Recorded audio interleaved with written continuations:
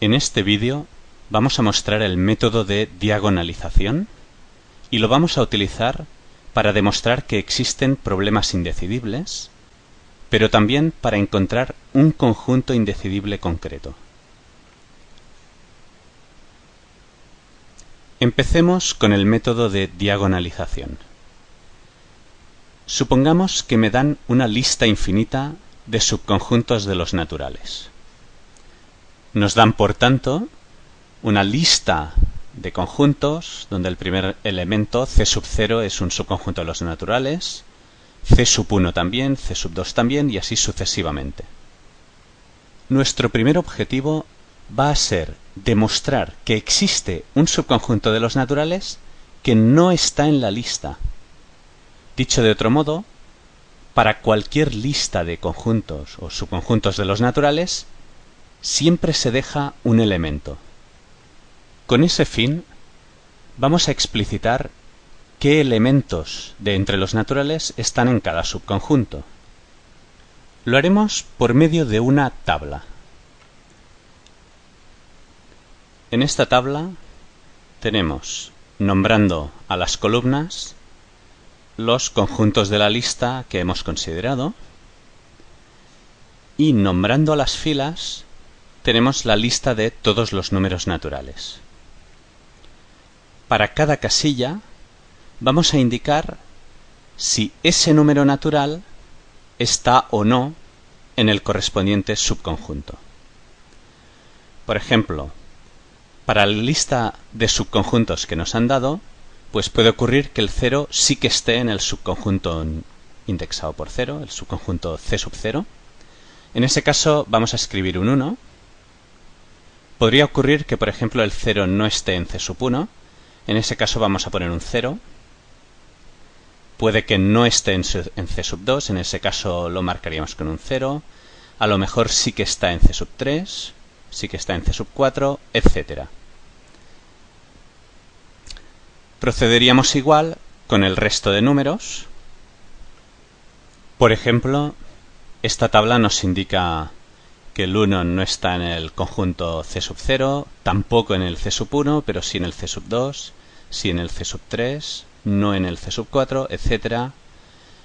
Y así sucesivamente para el resto de números. Como hemos dicho antes, nuestro objetivo es demostrar que hay un subconjunto de los naturales que no está en la lista. Para demostrarlo, vamos a ir construyendo un subconjunto y vamos a hacerlo de modo que nos aseguramos que va a ser distinto de C0, distinto de C1, distinto de C2 y así sucesivamente. A este conjunto lo vamos a llamar C. Vamos a indicar qué elementos están en C de modo análogo a como hemos hecho antes con el resto de conjuntos de la lista. Es decir, poniendo unos y ceros en función de si estos elementos están o no en C. Tengo que conseguir que C sea en particular diferente de C0. Para forzar que sean distintos, vamos a forzar a que difieran en el elemento 0. Dado que el elemento 0 sí que está en C0, lo que vamos a hacer es que el elemento 0 no esté en C, poniendo un 0. También vamos a querer que C sea distinto de C1. Nos vamos a basar, o vamos a forzar que sean distintos, forzando a que difieran en el elemento 1. Como que el elemento 1 no está en C1, lo que vamos a hacer es que sí que esté en C. Y vamos a proceder de forma análoga con el resto de la diagonal. Como que 2 sí que está en C2, entonces no está en C. Como que 3 sí que está en C3, entonces no está en C. Como que 4 no está en C4, entonces sí que está en C, y así sucesivamente. Fijaos en que el conjunto C queda unívocamente definido en función de cuáles son los conjuntos de la lista. Por tanto, su definición es correcta. Ese conjunto existe. Vamos a formalizar un poquito más esta argumentación. Pese a que la argumentación visual ha sido absolutamente convincente, esta formalización puede ser necesaria en otros contextos donde el proceso de diagonalización no es tan evidente. Nuestro lema va a ser exactamente lo que acabamos de decir. Dada una lista de subconjuntos de los naturales, una lista infinita, queremos demostrar la existencia de un subconjunto de los naturales que es distinto de todos los de la lista. Para demostrarlo, formalizamos la argumentación anterior. Tenemos que definir el subconjunto C de modo que sea distinto de C sub 0, C sub 1, C sub 2 y así sucesivamente. Esto lo podemos formalizar así. Fijaos, el natural 0 estará en el conjunto C si no está en C sub 0. El natural 1 estará en C solo si no está en C sub 1. El 2 estará solo si no está en C sub 2. Por tanto, esta formalización realmente corresponde a la descripción que hemos hecho con anterioridad. Ya tenemos la definición de nuestro conjunto, que da a ver que C es distinto de C sub n para cualquier n. Pero esto es obviamente cierto porque el propio n pertenece a C si y solo si no pertenece a C sub n, como se sigue directamente de la propia definición de C. Esto concluye la demostración. A continuación vamos a ver un resultado análogo a este. Supongamos que nos dan una función que asocia a cada natural un subconjunto de los naturales. Aquí con P de n denotamos partes de n, es decir, el conjunto de todos los subconjuntos de los naturales, por tanto, realmente f nos envía cada natural a un subconjunto de los naturales. Entonces, bajo estas condiciones, podemos asegurar que f no es exhaustiva. Vamos a demostrarlo. Fijaos, la imagen de f la podemos describir así. Es el conjunto que tiene a la imagen del 0, junto con la imagen del 1, junto con la imagen del 2, y así sucesivamente. Fijaos en que f de 0 es un subconjunto de los naturales, f de 1 también, f de 2 también, y así sucesivamente. La imagen de f es de hecho un conjunto de subconjuntos de los naturales. Pero también se puede ver, de hecho, como una lista de subconjuntos de los naturales. Y como hemos visto por el lema anterior, siempre existe un subconjunto de los naturales que no está en la lista. Es decir, un conjunto que es distinto de todos los conjuntos de la lista. Pero entonces ese conjunto no está en la imagen de f y por tanto f no es exhaustiva. Esto concluye la demostración. Vamos a utilizar este resultado para demostrar que existen conjuntos no decidibles. De hecho, nuestra demostración va a permitir ver que ese conjunto que encontraremos es incluso no semidecidible. Vamos a demostrarlo. Recordemos que mediante L sub n denotamos el lenguaje reconocido por la máquina codificada por el número natural n. Por tanto, L sub 0 es el lenguaje reconocido por la máquina codificada por el natural 0, L sub 1 es el lenguaje reconocido por la máquina codificada por el natural 1, y así sucesivamente tenemos los lenguajes reconocidos por las máquinas codificadas por cada número natural. De hecho, la asociación tal que a cada n le hace corresponder L sub n es una función tal que a cada natural le asocia un subconjunto de los naturales. Pero por el lema anterior existe un subconjunto de los naturales que es distinto de todos estos.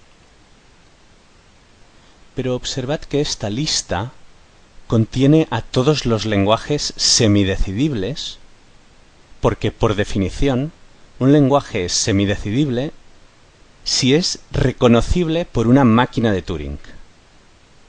En consecuencia, este conjunto C, que no forma parte de la lista, no es semidecidible. Y esto concluye la demostración. Esto que acabamos de ver es algo parecido a un argumento de cardinalidad. Como que podemos listar todos los conjuntos semidecidibles y la lista de todos los subconjuntos de los naturales no se pueden poner en una lista como consecuencia de que cualquier función de indexación no es exhaustiva como hemos visto antes, resulta que el conjunto de los subconjuntos semidecidibles de los naturales es un infinito de cardinal inferior al conjunto de todos los subconjuntos de los naturales. Bien, pero aún así, esto es solo un resultado de existencia. Pero podemos aprovechar la argumentación anterior para encontrar un subconjunto concreto de los naturales que no es semidecidible. Este conjunto que definimos a continuación le llamaremos K'. K' se puede describir intuitivamente como el conjunto de programas que no aceptan con entrada ellos mismos, o dicho con más precisión, es el conjunto de naturales tales que la máquina que codifican, su lenguaje aceptado no contiene al propio natural, es decir, los naturales n que no pertenecen al lenguaje reconocido por la máquina codificada por n. Nuestro resultado dice que este conjunto no es semidecidible.